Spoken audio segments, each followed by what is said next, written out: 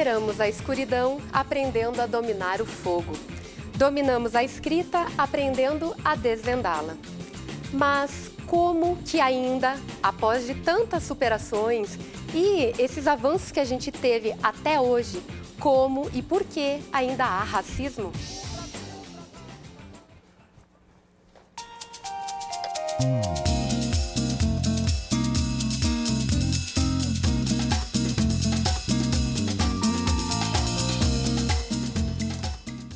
A gente abriu o programa mostrando a sua tela, né, William? Pode ir? Obrigado. Há quanto tempo você pinta, William? Minha primeira tela eu pintei em 1978, um casario solitário. Somente para título de curiosidade, não parei mais. E como abordar temas que são de questão social na arte? Olha, a arte ela é universal, né? Então ela engloba todas as etnias. Então é uma maneira digamos, de comunicação para todas as etnias através da arte. Ela engloba todos os tipos de comunicação. Como a gente define o racismo? O racismo, ele faz parte da cultura, né? Algumas culturas isso é muito evidente, mas eu diria sempre vinculado ao Brasil que ele faz parte de uma história de colônias onde alguns ficam colocados de forma superior a outros e a ideia da raça é um elemento de diferenciação e de discriminação social. Então, onde tem racismo, tem diferenças sociais, tem distinção, tem discriminação. A gente vendo que Caxias, no início da história, o migrante não chegou aqui com o perfil dele, ele não tinha essa aversão por a pele negra. Tanto que o Cândido de Campos Júnior é o primeiro intendente eleito no voto, na primeira eleição, que o imigrante pôde votar e que votou nele. Então, isso aqui, as pesquisas indicam que quando chegou uma praga para Caxias, que foi o fascismo que deixou seus rastros, enfim. Mas eu hoje, estudando com profundidade o racismo, ele ocorre no país, bem como dizia a prof. Vânia, ele virou uma cultura. Sentimos racismo. Racismo quando procuramos emprego, serviço, quando como pessoas, quando nossa congregação de trabalhar, garante aumento de salário, período de experiências e nós quando e nós não.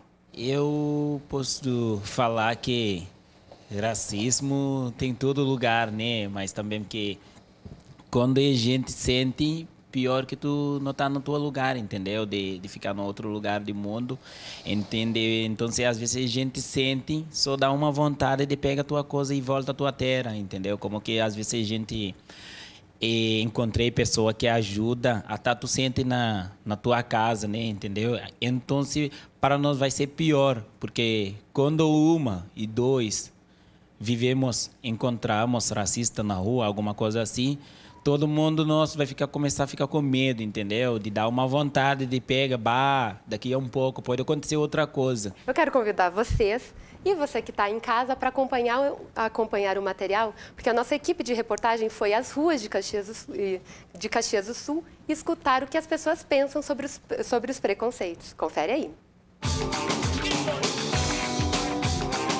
Você acha que Caxias é uma cidade preconceituosa? Às vezes sim, acho que sim. Sim, eu acho. Até porque quando as pessoas vêm de fora para morar aqui, eles perguntam por causa de que a pessoa sai dessa cidade para vir morar aqui em Caxias. Por exemplo, como no vestimento das pessoas do dia a dia, né, em relação a algum vocabulário. Fui bem recebido aqui. Porque eu mesmo sou de fora, né? Sou de Dom Pedrito, eu fui bem acolhido aqui. Eu não sou daqui não, mas é porque é o seguinte, o pessoal do Rio Grande do Sul, geralmente, nós temos um pessoal assim, principalmente quando é moreno assim, eles são muito preconceituosos, viu? Se o pessoal aqui é muito claro, assim, né, mais clarinho, né? O gaúcho, ele é um pouco meio racista, viu? Diferente do Paraná, o pessoal do Paraná, eles é mais malhável, viu? Eu comigo lá nunca foi, eu trabalho com público, né? Trabalho no posto de gasolina e nunca passar esse constrangimento aqui. O pessoal de Caxias tem preconceito, principalmente os mais antigos. Quais são as razões que levam as pessoas a serem preconceituosas? Eu acho que é por causa do orgulho deles, sabe? E acho que é por causa da fama do dinheiro. Que eles são muito egoístas por dinheiro, pelas coisas materiais. Eu acho que a própria cultura e falta de intelectualismo da pessoa, de entender que todo mundo é igual, entender que todo mundo é ser humano. Eu acho que é falta de humanismo mesmo, é tu não entender que todas as pessoas são iguais. É uma questão cultural aqui da nossa cidade, e como cultura é algo que é difícil de mudar, eu acredito que a partir de agora que as pessoas estão conseguindo se dar conta, né? Mas em tudo que é lugar, Então, dá pra ver esses haitianos aí, o pessoal fica olhando sempre, curioso. Eu acho que em tudo que é lugar. Acho que não tem lugar que não tenha preconceito com a raça, principalmente. Dá pra ver o juiz de futebol aí, né? Então, não é só aqui. Infelizmente, tem em muitos lugares isso, né, professora Vânia? Por que aqui em Caxias, especificamente, que foi construída, como se sempre falou, pelos italianos que são de fora também, não só pelos italianos, como todas as outras etnias que a gente sabe, por que existe às vezes, esse não aceitamento das pessoas que são de fora? Acho que a questão da migração, ela provoca uma discussão da questão da nacionalidade e, ao mesmo tempo, da questão da propriedade, da questão de se apropriar de um território. E eu tenho aprendido, trabalhando lá com as escalabrinianas, há um bom tempo, que na missão escalabriniana, para o migrante, a pátria é o lugar onde é aquela que a terra dá o pão, né? Existem, acho que, dois fatores ali. Um é essa questão do que está no fundamento do racismo. Que o racismo nada mais é do que o não reconhecimento do outro, né, como humano, no nosso caso, né? Bom, eu não reconheço que essa pessoa tem os atributos que eu tenho. E aí não é só a questão da cor da pele. Passa pela questão cultural, dos valores, da religião, do modo de vestir, do modo de falar, da forma como a pessoa se expressa, do que ela pensa. Então, nós, como sociedade, de modo geral, nós distinguimos as pessoas, né, a partir da forma como nós valorizamos ou não aquilo que nós somos. Então, esse é um fator, o não reconhecimento da humanidade do outro. Até esse fato que aconteceu com o menino ali no ônibus, né? O fato de alguém ter chamado de macaco, né? Para a gente é assim, bom, tu é um macaco, tu não é humano. Tu não participa da mesma condição que eu, né? É um momento para se discutir a indiferença, né? A desigualdade social e a desigualdade de raça. Eu acho excelente, uma oportunidade ótima. Uhum. Você não é gaúcho, né? Eu sou mineiro. E tu sentiu esse preconceito por Sim. vir de fora? Como é que tu sentiu? Já começa assim, digamos, quando eu vim para cá, pelo sobrenome. Quando eu vim naquela ocasião, isso foi em 78, existia praticamente só colonização italiana. O fato de eu ter o sobrenome não italiano gerou um certo preconceito. Isso eu senti. Agora está um pouco mais light, até pelo tempo que moro aqui e tal. A cidade está mais diversificada, mas já houve um preconceito bem mais forte. Tá certo. Né? A gente vai fazer um breve intervalo para voltar com mais gás para conversar sobre o assunto, enquanto você pinta a sua tela e depois tu me explica o que tu vai fazer. Na verdade, tu já pode dizer o que tu está fazendo. Eu estou fazendo aqui um espelho de água que dá a ideia de um outono. Bem pertinho do microfone, só. Da ideia de um outono, né? E agora, normalmente é feito todo um fundo, e agora eu vou vir com os acabamentos, que são detalhes que eu vou colocar na parte de cima para refletir na água.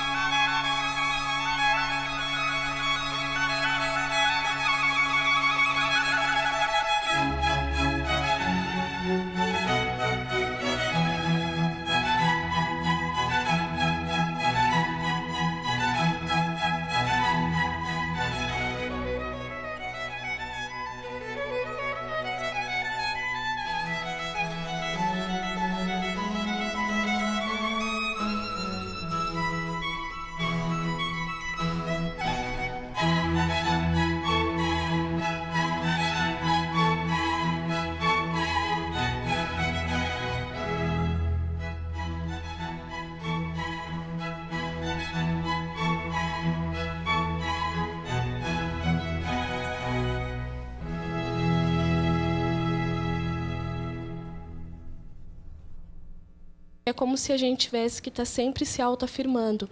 Não, eu tenho caráter, eu sou honesto, sim, eu sou uma pessoa correta também. Outra coisa também que eu acho importante a gente pensar é o fato de propagandas comerciais estarem sempre, parece que, reafirmando. Por quê? Porque dificilmente a gente vê comerciais que mostrem tantas pessoas negras, né? Então, isso é uma coisa que eu acho que a gente tem que pensar também. E parece que nessas situações que a gente observa aqui, existe um determinado comportamento, uma determinada posição que nesse caldo cultural que a gente participa, a gente espera, por exemplo, que uma pessoa negra ocupe, né? Então, para mim, é muito natural encontrar um negro recolhendo lixo, trabalhando como frentista num posto. Agora, se de repente esse mesmo negro ocupa um cargo ou, de alguma forma, circula por espaços, né, espaços mais privilegiados pela questão da renda e tudo, isso causa estranhamento. E aí a gente identifica, como diz ela, identifica sim que nós somos uma sociedade ainda racista, que discrimina pela cor, que discrimina pela classe, que discrimina porque é natural ou não, porque fala ou não. O IBGE nos traz, da semana passada, um dado que, pela primeira vez, em percentual, o salário de negros, na última década, ultrapassou o salário de brancos. Ou seja, em percentual, 51,4% aumentou o salário dos negros e o de brancos, 27,8%. Mesmo assim, um negro no Brasil, ele fazendo as mesmas coisas, né? Na mesma empresa fazendo as mesmas coisas, a mesma profissão, ganha 57% do que ganha um branco. Como é que tu percebe eles no sentido, às vezes tu consegue ver que eles sofrem preconceito e que eles sentem esse preconceito? A pesquisa está iniciando, mas já é possível perceber que há sim uma discriminação, um preconceito e até mesmo índices de racismo, porque normalmente as pessoas nos perguntam, tá, mas e eles estão aqui fazendo o quê? Por que eles vieram? E não se colocam no lugar deles, de toda a situação, julgam sem conhecer de fato a história de vida, todo o sofrimento e até sem compreender a situação. Então, acho que é bem forte aqui em Caxias, principalmente porque os números, como tem sido constante a migração, chama a atenção da cidade. Então, isso acaba gerando discussões, as pessoas perguntam, e no ônibus querem saber, e olham, e fazem gestos, mas sempre procurar esclarecer, deixar claro, e até dizer que é crime, racismo é crime no Brasil, e que tem que ser denunciado, e a gente tem que, enquanto sociedade, exigir que seja cumprida a lei e punidos os casos. Tá certo. Eu quero saber da Edneia, que concorreu e ganhou a Mais Bela Negra. Como a Ana estava falando até da moça que ganhou o Oscar, tu acabar fazendo um papel de representar toda uma classe. Bom seria não ter essa representação, né?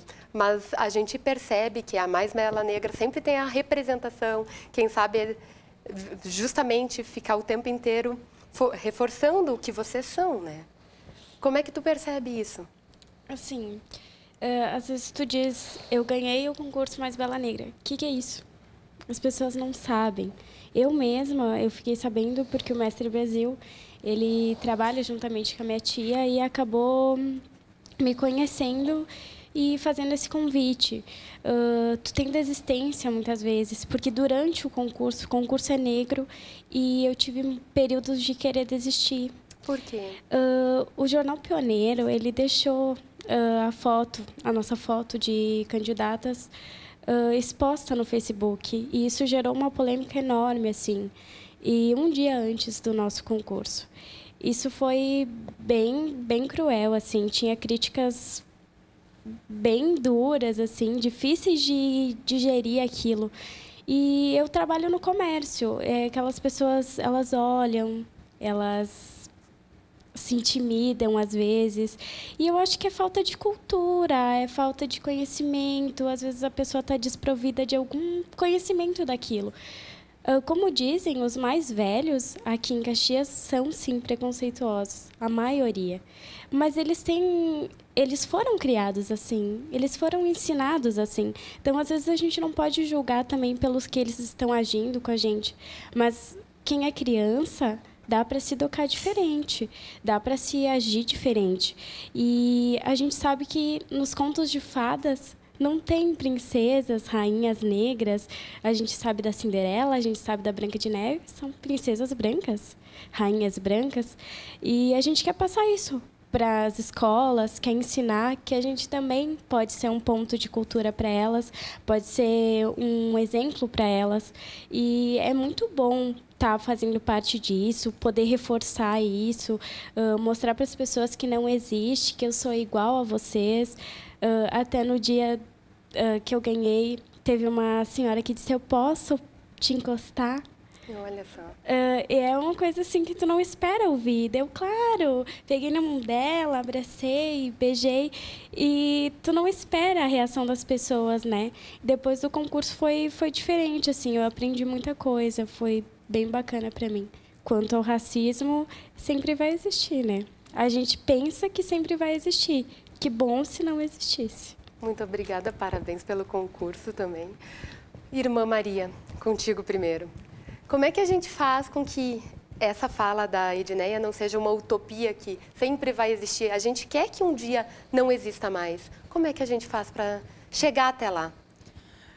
Olha, eu acho que não existe passe de mágica, né? Que bom seria como nos contos de fadas, né? Se a gente pudesse, assim, jogar um pozinho e as pessoas, de repente, abrirem a sua concepção e daqui a pouco enxergarem que não existe, né, diferença do ponto de vista fisiológico, que nós todos, seja negro, seja branco, seja amarelo, todos temos sonhos, temos desejos, né? Choramos, rimos, né? E que bom seria que fosse assim. Então, mas infelizmente não existe esse passe de mágica. Então, por onde que passa? Passa pela educação, né? Passa pela formação de opinião, passa pela experiência das pessoas, né? De alguma forma se desprenderem daquilo que a gente tem, às vezes, muito arraigado em nós. Porque, assim, a gente tem vários níveis, né? Por exemplo, você pensar a cultura gaúcha, foi mencionado lá. Porque nós gaúchos, né? Porque nós... Então, quem sabe a gente começar a entender, puxa, nós gaúchos somos assim, mas os mineiros lá, né, são diferentes. O pessoal do Senegal pensa diferente. E todas as culturas têm seus pontos positivos, bons, e tem pontos também de transformação. No nosso caso, nós estamos, acho que, num bom caminho, viu? Acho que, eu não sei se nós aqui estamos, vamos ver, né? Mas esperamos e sonhamos que daqui a pouco os filhos, os netos, os nossos netos possam já ter uma forma de conviver e de ver a questão do outro diferente. Se nós não abrirmos a nossa cabeça, a nossa mentalidade, não vai ser o nosso PIB, não vai ser a nossa renda per capita que vai garantir o nosso desenvolvimento, porque não é só a questão do crescimento econômico, né, que conta. Isso a gente já tem estudos até sobre isso, né? Não é essa questão do crescimento econômico que dita ou que diz o que é uma sociedade do ponto de vista, né, de avanço. Mas hoje a gente considera outros tipos de avanço, inclusive o avanço do ponto de vista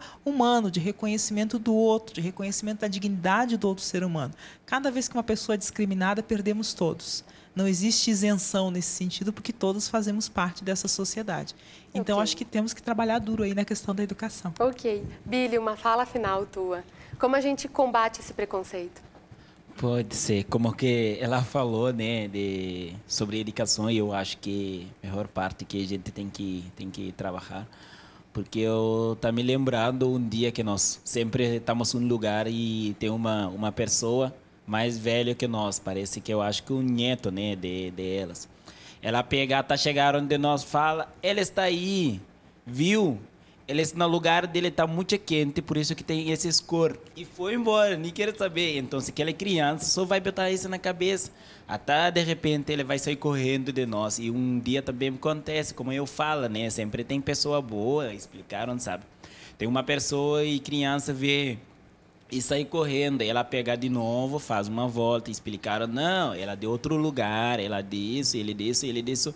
Então, até isso tem dentro de casa, né? E de repente tu pega e explicaram bem certinho, não, ele é de África, por isso que tá, não, Deus que criou todo mundo são iguais, entendeu? Eu acho que essa é uma coisa que mesmo se não mudaram nada, de repente, ele é criança, essa pessoa acharam você na rua e olha, Essa é a pessoa que minha mãe falou, meu pai falou, e eu acho que esse ajuda alguma coisa, né? Mas sempre também, como que ela falou, vai ser muito difícil para mudar, mas a gente espera um dia. Ok, muito obrigada. Pascal, fala final.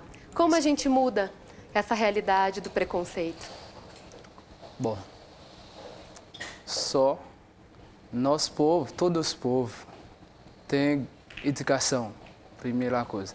Depois, saber que tem um só Deus, tem um só mundo. Aqui no mundo tem muito país, porque todos os povos sabem que tem um só Deus. Se nós temos consciência que tem um só Deus, não tem discriminação, não tem discriminação. Eu lembro, 2 vezes eu lembro, eu tenho muito negro, eu vi num parado que vai esperar o ônibus. Aqui tem um motorista que vai vir, que vai passar à frente de pessoa num parado. Aqui ele olhar e ver só negro, ele passar, ele não pegou a pessoa, não pegou a pessoa. Depois, outra vez, mesma coisa. Só agora, porque nós oramos a Deus mais, porque não tem isso. Porque nós temos certeza, temos crédito a Deus só porque nós sabemos que todos nós somos igual, todos são irmãos para Deus. Só, obrigado para você. Muito obrigada, Pascal. Gente, não vai dar para falar com muitos, a gente já estourou o tempo. Muito obrigada pela participação de todos. Obrigada a você a participação também. Deixa eu só pegar uma fala tua. Uma fala para concluir. O que dá para concluir desse programa? Olha, eu achei ótimo o debate e eu vou fazer jus ali das palavras do Pascal. Do Haiti. O Deus é único. Então nós temos que unir, a gente tem que ser, digamos, não é a cor da pele que vai diferenciar, é o coração, o bem-estar, o caráter da pessoa. Eu acho que isso define tudo, por todos nós sermos de um só Deus. Ok, muito obrigada pela participação, por pintar a tela. Obrigada a você que participou com a gente. E lembrando, respeitar o outro é o principal, indiferente quem seja esse outro.